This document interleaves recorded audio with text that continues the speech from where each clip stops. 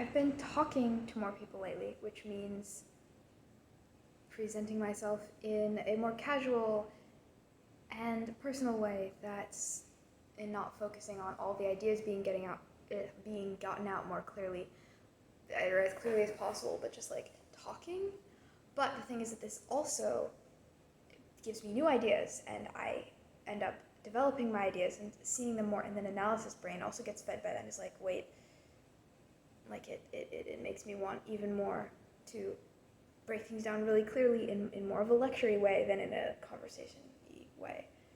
So I don't know if in the end I am succeeding in loosening up a little bit on that. I think I was designed to be in some kind of teaching position as well as a normal human being who has casual conversations.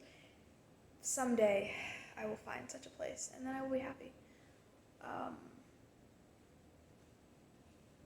For having an outlet for the lectures.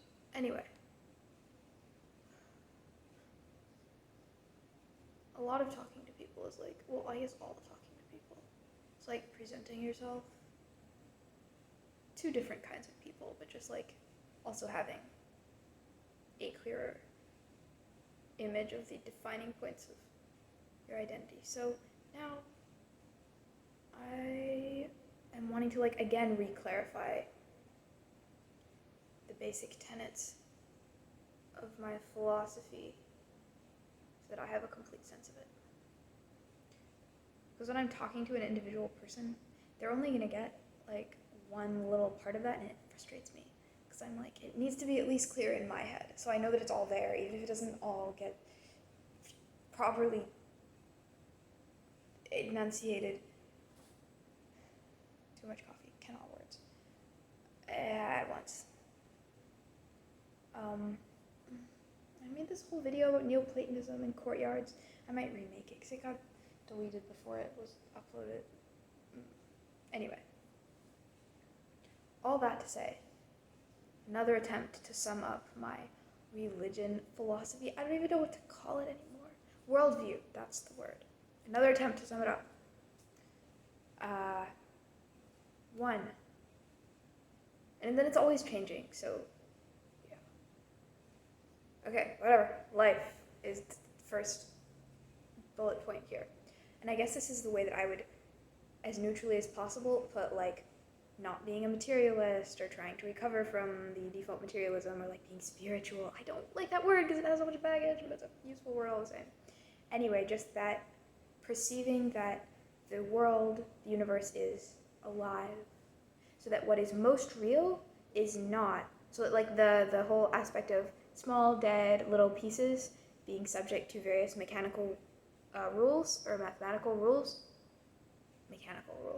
that we can detail, that's one slice of the universe, but it's not what's most real, and it's certainly not everything, and you cannot explain everything in those terms. There's more to life than just that dimension. Anyway, everything has meaning, and everything is intricately connected, and we as living beings, we can participate in these connections, and we can create or influence those connections. In this way, create and influence the world. And it's alive. More rice cocks, in David Finley Hart's words. Secondly, memory and resurrection. I made another video about the connection between these ideas. I think this is the main reason why I'm biased toward Christianity, or the main thing that I get out of Christianity. I don't like death. I don't like thinking about, or I don't like things like going away forever and being gone forever. / I don't think that's how it works. Anything that's good in my life, I hold on to it by not in a static way, but by recreating it in ever wider and more living and forms, and it goes through a process of transformation but remains itself. Even my childhood imaginary friend, again, is still around in some form. So I feel like the universe must function in much the same way. and continue to remember, give new body, or continue to give body to things, and that things don't simply leave from existence forever. It also has to do with the nature of time being like non-linear, but anyway.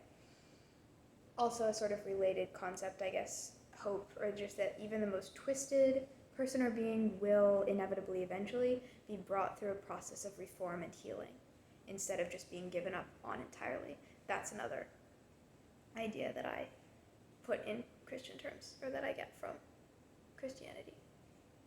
Ironically enough, considering that most people associate Christianity with eternal conscious torment, which is about the most opposite idea to that possible, but yeah, this is why that's another term that I have to qualify it a lot when I use, because it's like, so much baggage. Anyhow, memory and resurrection, and then hope, and like reform for even the most twisted and damaged. Thirdly, and also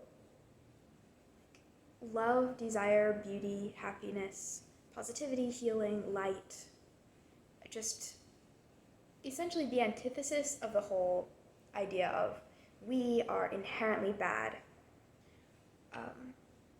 and our desires are inherently like bad or twisted, like pleasure and what we like is enticing, but it's usually deceptive.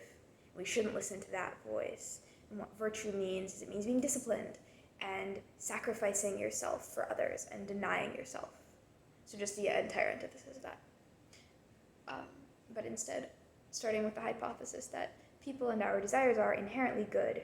So it is about listening to the voice of like what is attractive to you, just discerning, getting better, discernment with that voice, and learning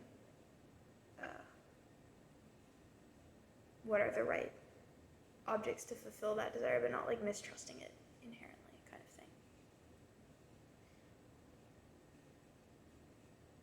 And just, yeah.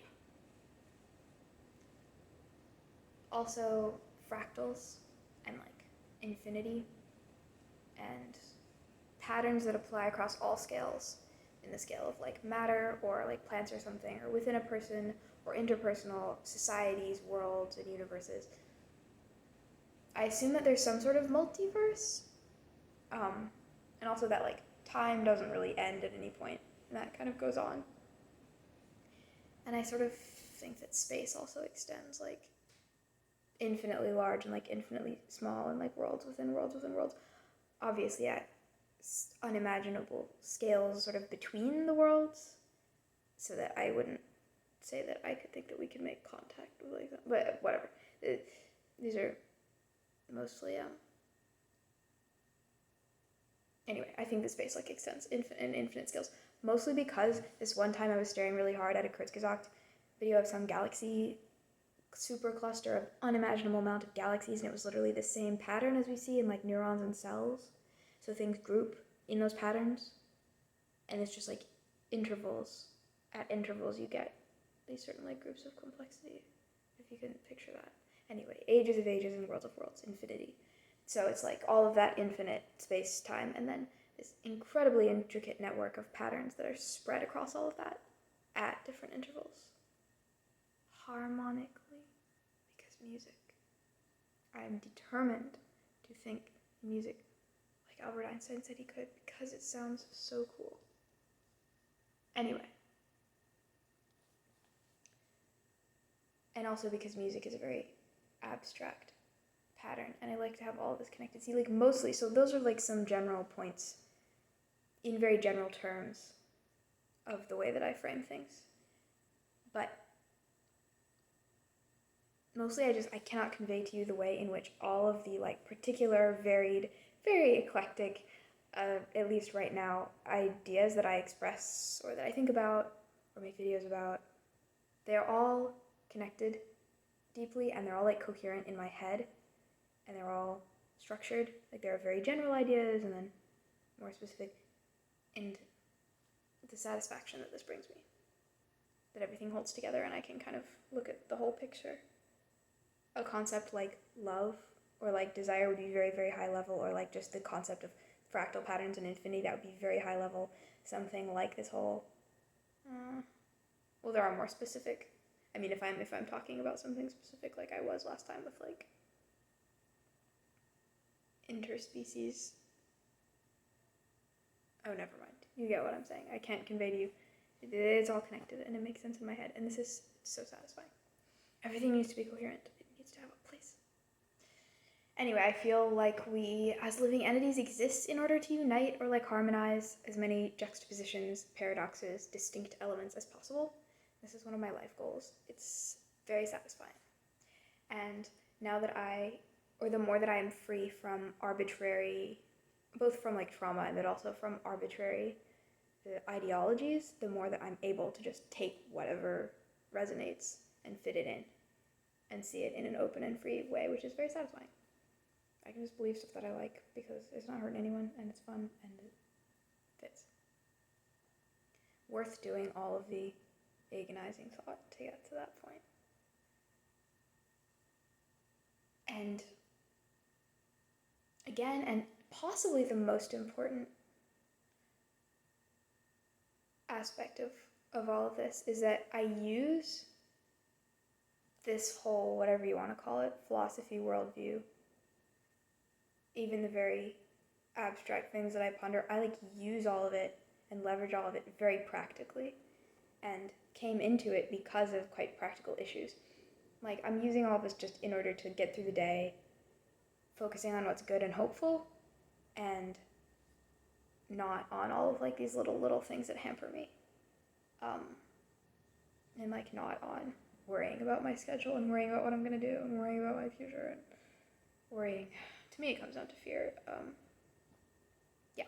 So, but like anything I can use as leverage for that, as leverage to like be happier throughout the day, or to not get caught in some dark spiral of thought, or to be able to regulate my food and exercise, and which is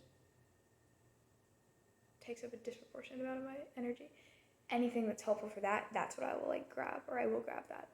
And in my opinion, this constantly applying my ideas, that has kept me from like drifting off into just abstract, useless philosophizing that's cut off from the real world, or that's kept me from like drifting off into error, because there are so many rabbit holes and like false trails that, or like just red hair. I don't know. There's a lot of places where one can get caught and stuck, and yeah, if you're constantly seeing the practical results of your actions, there's a self-correction that is just always occurring. So yeah, it's like my dilemma is that on one hand, I'm sincerely like, yes, the universe is infinite and I perceive the threads of love that make up the fabric of reality and it's so beautiful. Then I go to talk to a person and I'm like, doing everything wrong. What should I say to them? They waited 5 minutes before they respond to me. I must have said something wrong. I'm terrible, etc. And like those two take up the same amount of space in my head. This is the human condition.